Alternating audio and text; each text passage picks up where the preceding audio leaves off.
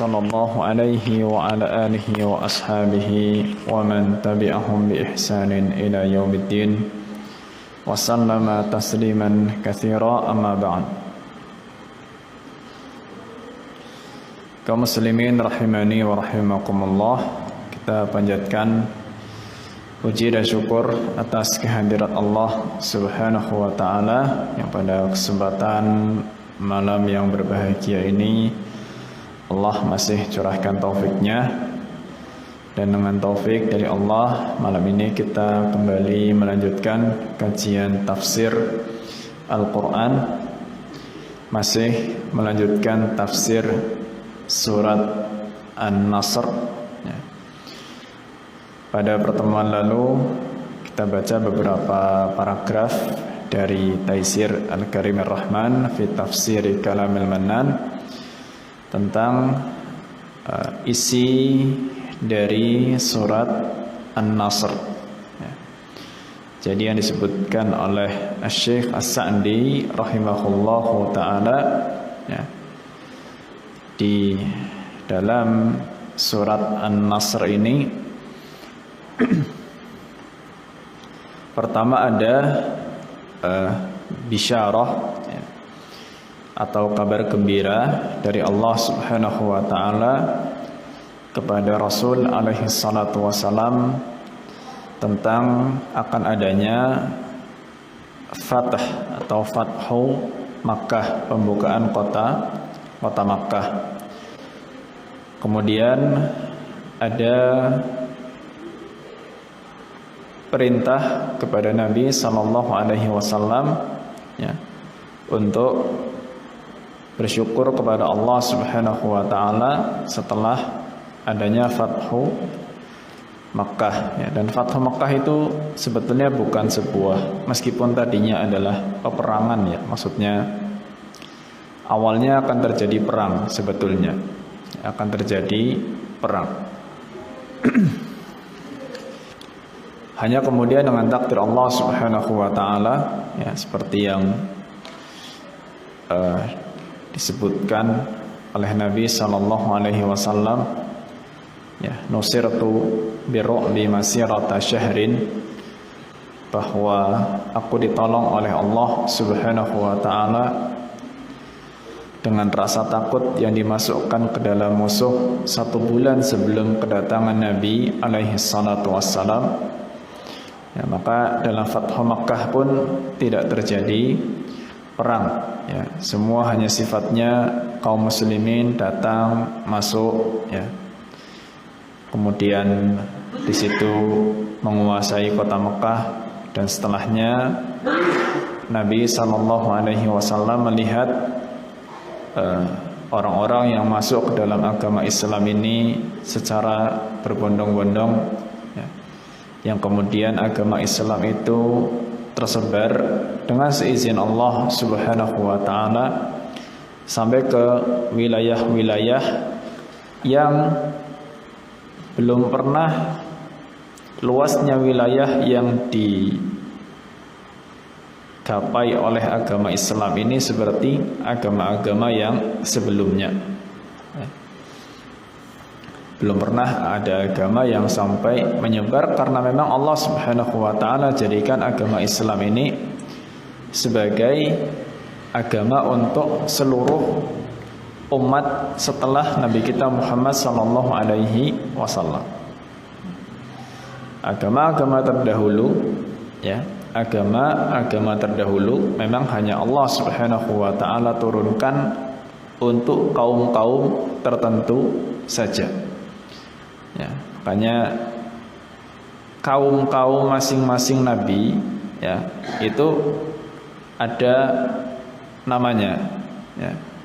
Kaum Tsamud itu kaumnya Nabi Saleh. Kaum Ad kaumnya Nabi Hud. Kaumnya Nabi Muhammad siapa? Ya, seluruh manusia sampai akhir zaman. Ya. Makanya umat akhir zaman atau umat setelah Nabi Sallallahu Alaihi Wasallam itu oleh para ulama dibagi menjadi dua. Ada yang disebut dengan nama ummatud dakwah. Ya, ummatu ad-dakwah. Umat dakwah itu maknanya adalah umat yang didakwahi. Maka umat dakwah ini adalah seluruh manusia tanpa terkecuali. Semuanya itu dibebani dengan syariat yang diturunkan kepada Nabi Muhammad alaihi salatu wassalam, jin maupun manusia. Ya, baik jin maupun manusia. Jin pun didakwahi. Ya, jin pun sebetulnya didakwahi. Mereka mendengarkan Al-Quran dan mereka juga punya sosok-sosok da'inya tersendiri. Ya. Mereka punya sosok-sosok yang mengajak kepada agama Islam. Ya. Seperti yang disebutkan misalnya dalam surat Al-Ahqaf, ya, inna sami'na kitaban unzila min ba'di Musa musaddiqan lima bayna yadayhi yahdi ilal haqqi wa ila tariqim mustaqim. Ya, ketika para jin itu sudah mendengarkan Al-Quran, ya, maka mereka mengatakan kami mendengar, ya, sebuah kitab yang diturunkan setelah Musa, maksudnya Al-Quran, ya, yang membenarkan kitab-kitab yang terdahulu, ajaran-ajaran terdahulu, musaddiqan lima baina yadayhi yahdi ilal haqqi, dan kitab ini mengajak kepada yang benar, ya, wa ila tariqi mustaqim, kepada jalan yang lurus, ya. Yang setelah itu kemudian disebutkan jin-jin itu menyeru, ya, teman-temannya, ya qaumana ajibu da'iyallah, wahai kaum kami, jawablah, terimalah, ya, para penyeru dari Allah Subhanahu wa taala, ya. Ajibu da'iyallah. Jadi jawablah panggilan Allah Subhanahu wa taala. Ya, mereka juga ada dakwahnya. Ya, seluruh jin dan manusia, ya.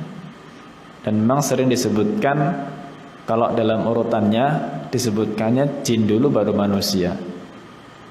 Karena demikianlah tartib yang Allah sebutkan di dalam Al-Quran. Wa ma khalaqtul jinna wal insa. Ketika menyeru juga seperti itu. Dalam surat Ar-Rahman, ya ma'syaral jinni wal insi. Ya. Sebagian ulama menyebutkan urutan itu menggambarkan urutan mana dulu yang diciptakan. Ya, antara jin dan manusia itu lebih dulu yang diciptakan adalah jin. Karena iblis sudah ada sebelum Adam itu ada. Ya. Maka jin dan manusia semuanya itu menjadi umat dakwahnya Nabi alaihi salatu wasallam. Ya, setelah diutusnya Nabi alaihi salatu wasallam, maka jin dan manusia semuanya menjadi umat dakwah. Ya. Itu umat yang pertama. Adapun umat yang kedua itu yang disebut dengan istilah ummatul istijabah. Ya, ummatul istijabah. Maknanya ummatul istijabah adalah umat yang memang menerima dan menjawab dakwah Nabi alaihi salatu wassalam, yaitu umat yang memang masuk Islam, jadi orang-orang yang beriman. Itu namanya ummatul istijabah. Ya. Memang menjawab dakwah Nabi, menerima Islam, kemudian menjadi orang yang beriman. Ya. Maka yang seperti inilah yang nantinya mendapatkan kunci untuk masuk surga ketika memang meninggal masih dalam kondisi Islam, ya. Memang meninggal dalam kondisi Islam, maka itu yang dijaga sampai wafat, ya. Itulah kenapa dalam setiap pagi dan sore kita minta kepada Allah Subhanahu wa taala perlindungan dari kekufuran. Allahumma inni a'udzubika minal kufri wal faqr, ya, minal kufri wal faqri. Ya Allah, aku memohon perlindungan kepadamu dari kekufuran dan kefakiran, ya, kekufuran dan kefakiran. Karena tidak dipungkiri yang namanya kefakiran itu cukup dekat dengan kekufuran. Kefakiran cukup dekat dengan kekufuran. Meskipun kita tidak memukul rata bahwa semua orang fakir itu mudah untuk dimurtadkan, enggak, ya. Tapi ya umumnya kefakiran yang terlalu berat, ya, itu yang menjadikan orang tidak sabar dan lebih mudah untuk melakukan kekufuran baik yang besar maupun yang kecil, ya. Jadi minta perlindungan kepada Allah Subhanahu wa taala dari kefakiran ya enggak salah, ya. Karena Nabi pun alaihi salatu wasallam mengajarkan kepada kita doa seperti itu, ya. Allahumma inni a'udzubika minal kufri wal faqri. Aku minta perlindungan kepadamu dari kekufuran dan kefakiran, ya. Jadi kufur dalam hidup apalagi di akhir hayat sesuatu yang paling ditakutkan oleh seorang mukmin, ya, paling ditakutkan oleh seorang mukmin, ya. Karena Nabi pun mengabarkan inna ahadakum la ya'malu bi amali ahlil jannah hatta ma yakunu bainahu wa bainaha illa dhira' fayasbiqu alaihi alkitab fayamalu bi amali ahli nari fayadkhuluha. Ya, di antara kalian ada yang selama hidupnya itu beramal dengan amalan ahli surga, sehingga jarak antara dia dengan surga itu hanya tinggal satu hasta saja, ya. Ternyata catatan amal sudah terlebih dahulu menetapkan, maka di akhir hayatnya dia beramal dengan amalan ahli neraka dan akhirnya masuk ke dalam neraka, ya. Jadi hadis-hadis yang sifatnya tarhib, ya, atau menggambarkan ancaman, ya, menggambarkan siksa, ya, itu menjadi hadis-hadis yang layak untuk selalu diingat, ya, selalu diingat supaya kita tidak lalai untuk meminta pertolongan kepada Allah dan perlindungan agar tidak mudah terjatuh kepada kekufuran baik yang besar maupun yang kecil, ya. Itu diantara apa yang sekiranya penting untuk disampaikan dari surat An-Nasr ini. Dan kemudian kemarin disebutkan ada isyarat yang disebutkan oleh Allah Subhanahu wa taala, ya. Isyarat kepada Nabi alaihi salatu wasallam yang pertama adalah bahwa agama ini itu akan terus ada sampai akhir zaman, ya. Akan terus ada sampai akhir zaman dan akan bertambah nikmat tersebarnya agama ini kalau pemeluknya itu semakin banyak bertasbih, semakin banyak memuji Allah dan banyak beristighfar, ya. Juga demikian yang diperintahkan kepada Nabi supaya agama ini menang, ya, maka kuncinya itu tasbih, tahmid dan minta ampun kepada Allah Subhanahu wa taala. Ya, sebaliknya ketika sudah mulai banyak pelanggaran, ya, maka pertolongan Allah Subhanahu wa taala juga semakin jauh. Makanya salah satu tanda kiamat yang disebutkan oleh Nabi alaihi salatu wassalam itu adalah dihancurkannya Ka'bah. Di akhir zaman nanti akan ada orang yang menghancurkan Ka'bah, ya, orang yang menghancurkan Ka'bah. Orang itu disebut namanya Dzu Suwaiqatain, ya, Dzu Suwaiqatain, orang yang punya dua betis kecil, ya, itu julukannya begitu. Dzu Suwaiqatain, menghancurkan Ka'bah.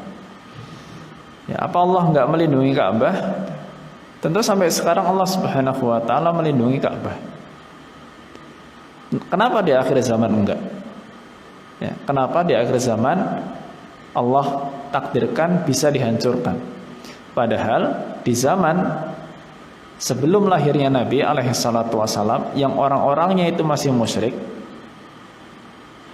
itu dilindungi oleh Allah Azza wa Jalla. Abrahah bawa gajah mau menghancurkan Ka'bah nggak bisa. Padahal yang beribadah di Ka'bah itu orang-orang musyrik. Padahal orang-orang musyrik, mereka tawafnya pun kayak gitu, ya, tawaf dengan berhala dan banyak hal-hal yang menyalahi aturan, tapi Ka'bahnya masih dilindungi oleh Allah Azza wa Jalla. Terus kenapa di akhir zaman perlindungan itu seolah-olah tidak lagi Allah berikan? Ya. Para ulama jelaskan dulu Ka'bah itu, meskipun yang beribadah di situ adalah orang-orang yang musyrik, menyekutukan Allah Subhanahu wa taala, tapi mereka itu sangat mengagungkan Ka'bah. Ya, sangat mengagungkan Ka'bah.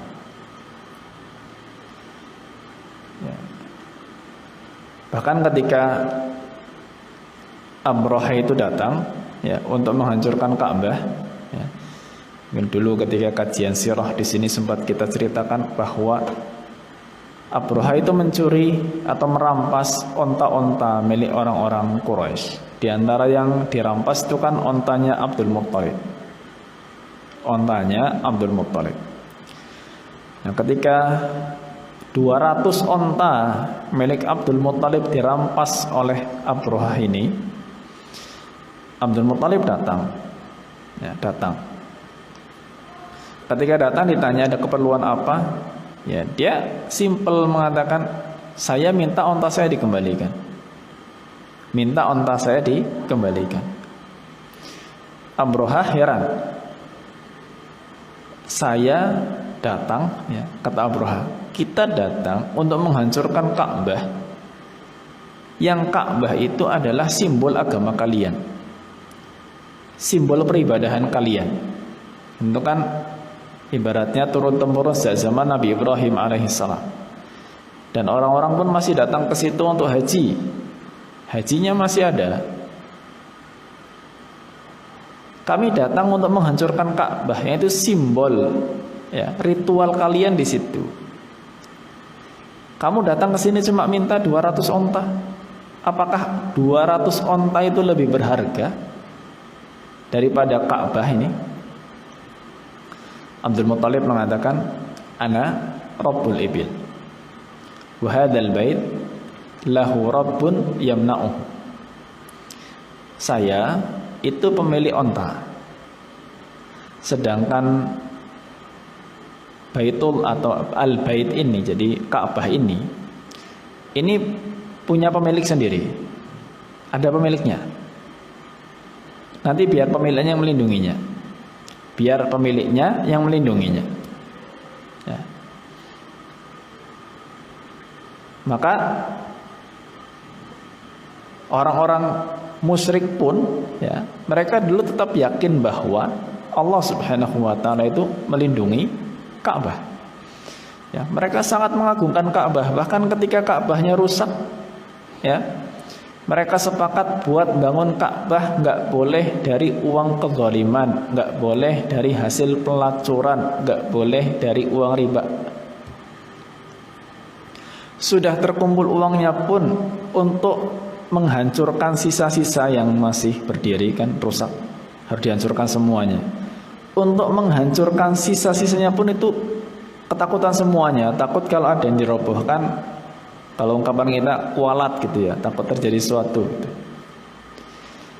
Saking mengagungkannya Ka'bah ya, tapi di akhir zaman ketika Ka'bah sudah tidak diagungkan, tidak dimuliakan lagi, ya seperti itulah Allah Subhanahu wa ta'ala takdirkan bisa dihancurkan ya. Maka semuanya itu ya tergantung bagaimana umat ini itu menjalankan perintah Allah Subhanahu wa ta'ala.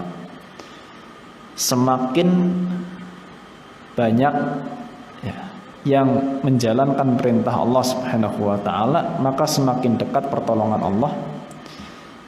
Semakin sedikit perintah Allah dijalankan, bahkan mungkin banyak larangan yang dikerjakan, maka semakin jauhlah pertolongan Allah Subhanahu wa ta'ala ya. Baik, berikutnya di sini Asy-Syaikh Sa'di mengatakan, qala wa amal isyaratu tsaniyah fahiyal isyaratu ila anna ajala Rasulillah sallallahu alaihi wasallam qad qaruba wa dana wa wajhu dzalika anna umrahu umrun fadilun aqsamallahu bihi. Isyarat yang kedua, bahwa itu isyarat Nabi alaihi salatu wasallam sudah dekat dengan ajalnya ya, isyarat bahwa Nabi alaihi salatu wasallam sudah dekat dengan ajalnya. Dan disebutkan bahwa apa yang mengindikasikan surat ini kok menunjukkan dekatnya ajal Nabi alaihi salatu wasallam, wajhu dzalika anna umrahu umrun fadilun aqsamallahu bihi, bahwa umur Nabi alaihi salatu wasallam, jadi hidup Nabi alaihi salatu wasallam itu hidup yang penuh dengan keutamaan, dan Allah Subhanahu wa ta'ala bersumpah dengannya, dengan umur Nabi sallallahu alaihi wasallam ya. Yang sebetulnya itu disebutkan dalam firman Allah, la amruka innahu la fi saqratihim ya'mahun ya. Maka la amruka itu demi umurmu, demi umur Nabi alaihi salatu wassalam. Maka orang-orang yang tidak menerima dakwah itu la fi saqratihim ya'mahun, mereka buta di dalam sakrah itu mabuk gitu, buta dalam mabuk ya, mereka enggak menyadari apa yang sedang mereka perbuat. Jadi ketika umur Nabi alaihi salatu wasallam itu adalah umur yang berkah, dan Allah Subhanahu wa ta'ala muliakan dengan dijadikan objek sumpah ya, dijadikan objek sumpah, maka di sini disebut waqad ahida annal umural fadilah tuhtamu bil istighfar kas salati wal haji wa ghairi dzalik. Dan sudah umum ya, qad ahida, jadi sudah menjadi perkara yang biasa ya, sudah umum ya, bahwa perkara-perkara yang penuh dengan keutamaan itu diakhiri dengan istighfar seperti sholat, haji dan selain itu ya. Jadi maksudnya gini, yang mengindikasikan bahwa ya wafatnya Nabi sudah dekat itu perintah Allah Subhanahu wa ta'ala untuk istighfar di dalam surat An-Nasr ini. Kan Allah perintahkan fasabbih bihamdi rabbika wastaghfirhu, bertasbihlah memuji Rabbmu dan istighfarlah. Perintah untuk istighfar, inilah yang menjadi isyarat bahwa wafat Nabi itu dekat. Karena setiap perkara-perkara yang penting itu oleh Allah Subhanahu wa ta'ala pasti diakhiri dengan istighfar. Contohnya sholat ya. Kita kan istighfar setelah sholat. Sholat berakhir, istighfar. Kan gitu. 3 kali. Astagfirullah, astagfirullah, astagfirullah. Ya. Padahal sholat itu bisa kita katakan ibadah yang paling afdol di antara semua ibadah yang ada. Ibadah yang paling jadi pokok. Bahkan ya, para ulama sebutkan tidak ada satu ibadah pun, tidak ada satu ibadah pun yang disebutkan bahwa meninggalkannya berkonsekuensi kufur kecuali sholat. Tidak satu ibadah pun ya yang disebutkan dalam dalil Quran hadis ya, bahwa yang meninggalkan ibadah itu kufur kecuali sholat ya. Dalam hadis Nabi SAW, al-ahdul ladzi bainana wa bainahum as-salah, faman tarakaha faqad kafar. Jadi pembatas antara kita dengan mereka orang-orang kafir itu adalah sholat. Maka barang siapa meninggalkan sholat, maka dia sudah kafir. Ibadah sholat satu-satunya ibadah yang disebutkan dalam hadis bahwa kalau ditinggalkan konsekuensinya kufur. Ibadah yang lain nggak sampai tekstual itu ya. Meninggalkan puasa itu nggak disebutkan dalam dalil dia kufur gitu. Meninggalkan zakat bagi yang wajib ya, muzaki, nggak disebutkan bahwa itu kufur. Meninggalkan haji itu misalnya, maka nggak ada ibadah yang kemudian disebutkan bahwa konsekuensi meninggalkannya adalah kufur kecuali sholat. Maka sholat ini jadi ibadah yang paling pokok dan paling afdol pastinya. Semakin penting ibadah itu pasti pahalanya semakin besar. Ya, paling besar sholat itu diantara ibadah-ibadah yang lain. Nah, pahalanya paling besar dan kedudukannya termasuk yang paling pokok. Tapi di akhirnya kita diperintahkan untuk istighfar. Ya, untuk istighfar kepada Allah Subhanahu wa taala. Sebagai bentuk apa? Bukan karena sholat itu dosa, tapi sebagai bentuk kesadaran kita bahwa kita melakukan sholat itu tidak sempurna. Ya, kita melakukan sholat itu tidak sempurna. Ya. Berapa persen kekhusyuan kita di dalam sholat ya.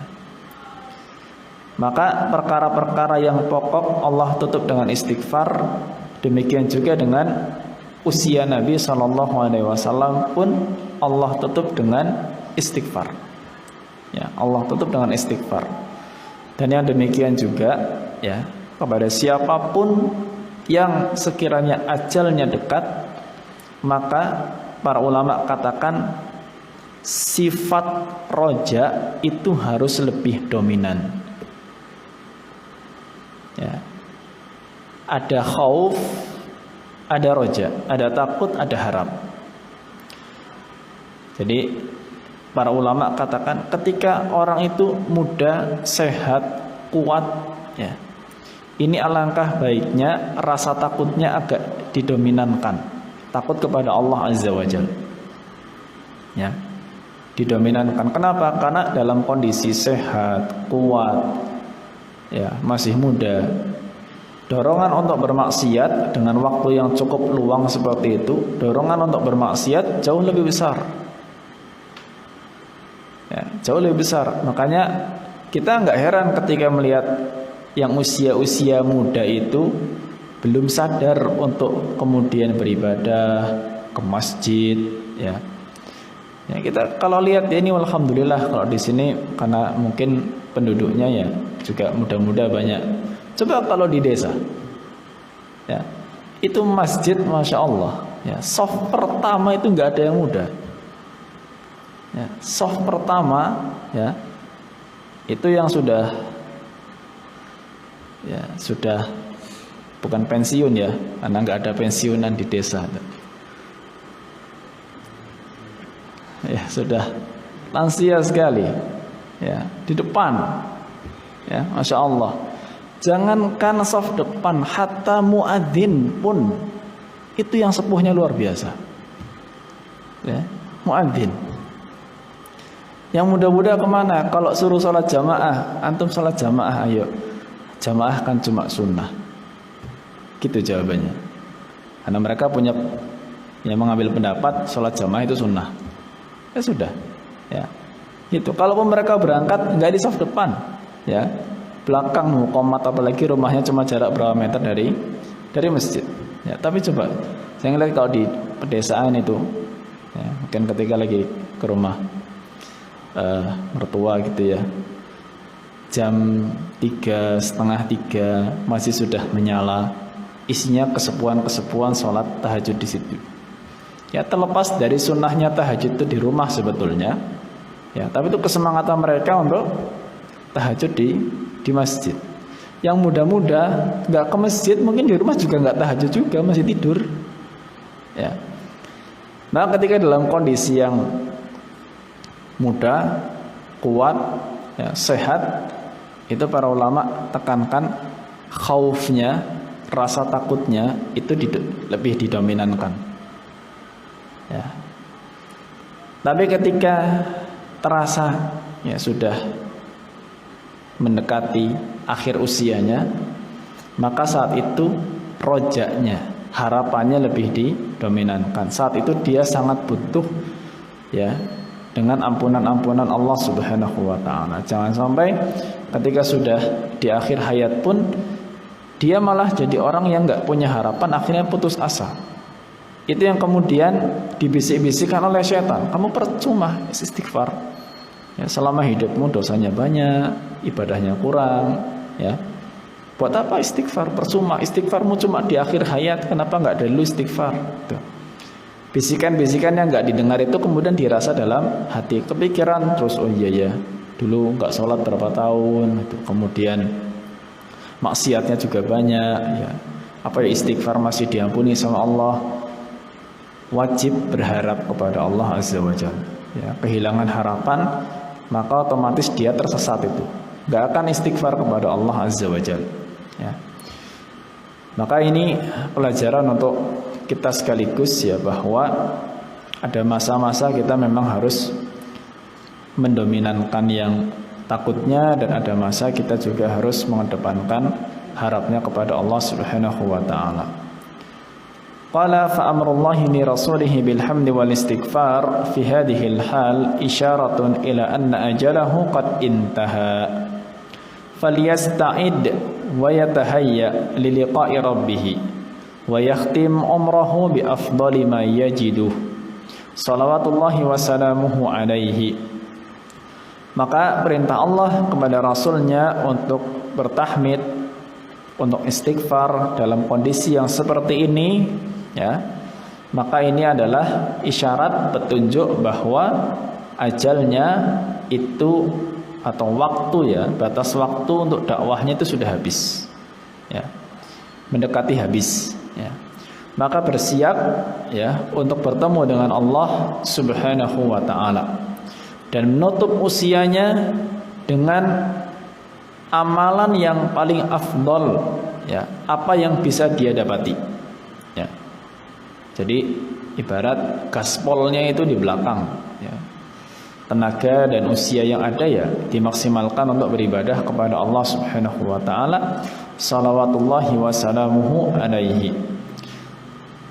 Fakana sallallahu alaihi wasallam yata'awwalul Qur'an wa yaqulu dzalika fi salatihi yukthiru an yaqula fi ruku'ihi wa sujudihi subhanakallahumma wa bihamdika allahumma ighfirli. Maka dahulu Nabi alaihi salatu wassalam setelah turunnya ayat ini yata'awwalul Qur'an. Jadi yata'awwal di sini maknanya mengamalkan Al-Qur'an, ya. Yata'awwal itu beramal berdasarkan tafsirnya yang sahih seperti apa, ya. Dengan memperbanyak ya di dalam salatnya bacaan ketika rukuk dan sujud subhanakallahumma wa bihamdika allahumma ighfirli. Ya, ini menjadi salah satu tasbih di dalam ruku' dan sujud. Salah satu tasbih di dalam ruku' dan sujud. Subhanakallahumma bihamdika Allahumma gfirli. Selain dari bacaan tasbih yang sudah umum dihafal ya, subhana rabbiyal azim ketika ruku' dan subhana rabbiyal a'la ketika sujud. Makanya Asy-Syaikh As-Sa'di sendiri, beliau dalam kitab fikihnya yang berjudul Minhajus Salikin, beliau pun menggambarkan bacaan ruku' subhana rabbiyal azim kalau ditambah dengan subhanakallahumma bihamdika Allahumma gfirli fahasan, maka bagus. Ya, meskipun kalau kita bicara hukum ya biasa akan ada selisih pendapat dalam masalah fikih ya. Jadi memang kalau mau amannya keluar dari lingkaran perselisihan pendapat para ulama, keluar ya dari lingkaran selisih pendapatnya para ulama, bagusnya memang bacaan tasbih yang subhana rabbiyal azim dan subhana rabbiyal a'la ya, subhana rabbiyal azim ketika ruku' dan subhana rabbiyal a'la ketika sujud itu enggak ditinggal. Amannya begitu ya, enggak ditinggal, itu tetap dibaca. Tetap dibaca. Karena ada sebagian ulama yang memandang itu zikir yang wajib. Ya. Sebagian ulama memandang bacaan subhana rabbiyal azim ketika ruku' dan subhana rabbiyal a'la ketika sujud itu bacaan yang wajib, enggak boleh ditinggal. Ya, sebagian ulama pendapatnya demikian. Maka kalaulah kita mau istilahnya tanawwu ya, jadi mau variatif dalam zikir salat ya, bagusnya yang pokok-pokok itu nggak ditinggal ya, bagusnya nggak ditinggal yang pokok. Kita zikir tasbih untuk ruku' kan ada beberapa ya, selain subhana rabbiyal azim bisa, subhanakallahumma bihamdika Allahumma gfirli bisa, kemudian subuhun quddus rabbul malaikati waruh juga bisa, sujud pun demikian ya. Apalagi sujud itu lebih fleksibel karena kita boleh nambah doa yang banyak. Kalau memang kita sholat sendirian gitu misalnya ya, bisa kita nambah dengan doa-doa yang lain. Adapun ruku' memang bukan tempat untuk banyak berdoa ya, ruku' bukan tempat untuk banyak berdoa karena Nabi alaihi salatu wasallam bersabda, amar ruku' fa'adzim fihi rabbak, atau kama qala alaihi salatu wassalam, adapun ruku' maka agungkanlah Tuhanmu. Wa ammas sujud fa'aktsir fihi du'a ya,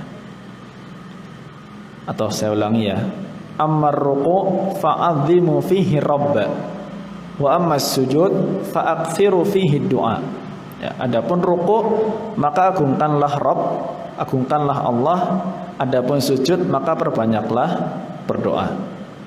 Sujud lebih fleksibel karena kita mau nambah doa banyak enggak ada masalah ya.